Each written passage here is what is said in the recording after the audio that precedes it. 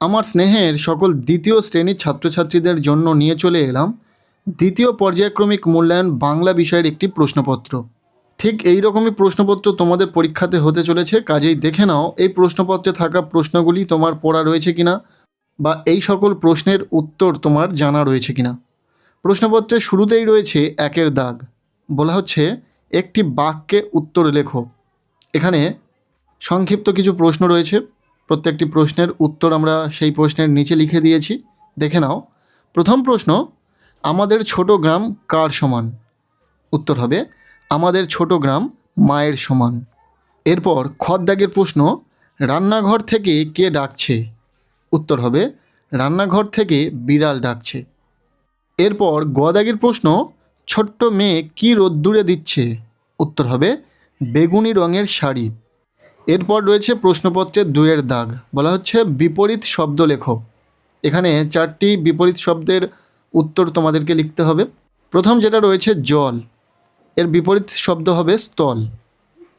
এরপর দ্বিতীয় বা খর দাগের প্রশ্ন রয়েছে দুর্বল, এর বিপরীত শব্দ হবে সবল।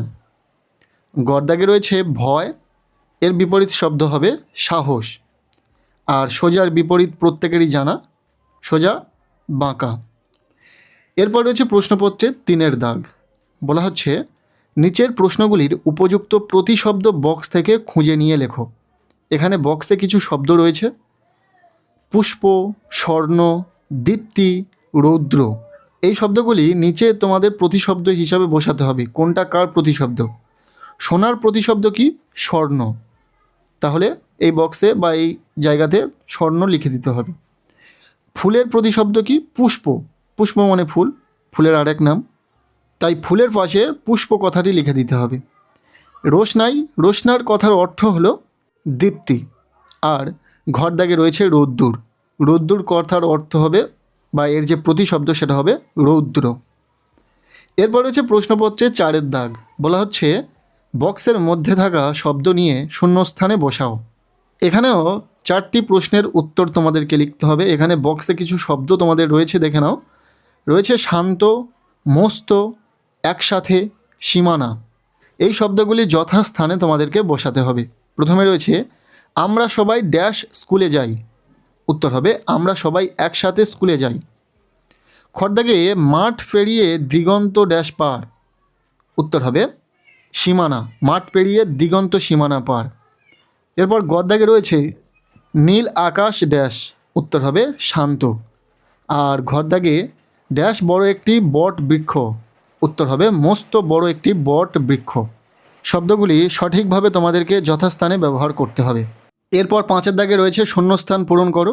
এখানে 4টি শূন্যস্থান পূরণ রয়েছে, উত্তরটা আমরা পাশে লিখে দিয়েছি, দেখে নাও। প্রথম প্রশ্ন, ঢং ঢং করে ড্যাশ ঘন্টা বাজে। উত্তর হবে ড্যাশে 9টার ঘন্টা বাজে। খর দাগের প্রশ্ন, বিষ্ণুপুরের ড্যাশ ধারের মাঠ প্রকাণ্ড। উত্তর হবে পশ্চিম। গর দাগের প্রশ্ন, ভক্তরামের নৌকার রং ড্যাশ। উত্তর হবে লাল। এরপর ঘ দাগের প্রশ্ন, রাস্তা চলেছে যত ড্যাশ সাপ। উত্তর হবে অজগর। হলো উত্তরগুলো। এরপর রয়েছে প্রশ্নপত্রের 6-এর দাগ, বলা হচ্ছে যুক্ত বর্ণ ব্যবহার করে শব্দ গঠন করো। এখানে মূলত যুক্ত বর্ণ একটা মাত্র শব্দ রয়েছে, যেটা হচ্ছে গদ দাগে। তবে যেহেতু প্রশ্নটা ভুল রয়েছে তাহলে সন্ধি বিচ্ছেদ করতে পারো এটা। এরপর 7-এর দাগে রয়েছে বাক্য গঠন করো। এখানে 4টি বাক্য গঠন তোমাদেরকে করতে হবে, 4 নম্বর রয়েছে। প্রথমে রয়েছে বই খাতা। এই দিয়ে অনেক বাক্য রচনা করা যেতে পারে। ছোট্ট করে যদি বলতে হয়, আমরা স্কুলে বই খাতা নিয়ে যাই। খর দাগে রয়েছে বৃষ্টি, বৃষ্টি দিয়ে একটি বাক্য রচনা। বর্ষার সময় বৃষ্টি হয়। এরপর গদ দাগে দিন, দিন দিয়ে অনেক বাক্য রচনা হতে পারে।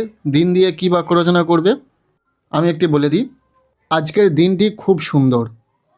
এরপর ঘর দাগে রয়েছে ফুল, ফুল দিয়ে অনেক রকমের বাক্য রচনা হতে পারে। আমি আর এটা বললাম না, উত্তরটা তোমরা নিজেরা চেষ্টা করো। আজকের এই ভিডিওটি তোমাদের কেমন লাগলো অবশ্যই জানিও। পরীক্ষাতে মনে রাখবে এই রকমই প্রশ্ন হবে, কাজেই প্রশ্নগুলি তোমরা খুব ভালো করে প্র্যাকটিস করো বাড়িতে। আজকের এই ভিডিওটি ভালো লেগে থাকলে লাইক করে দাও, চ্যানেলে নতুন হলে চ্যানেলটিকে সাবস্ক্রাইব করে রাখো, আর পারলে ভিডিওটি প্রচুর শেয়ার করে দাও।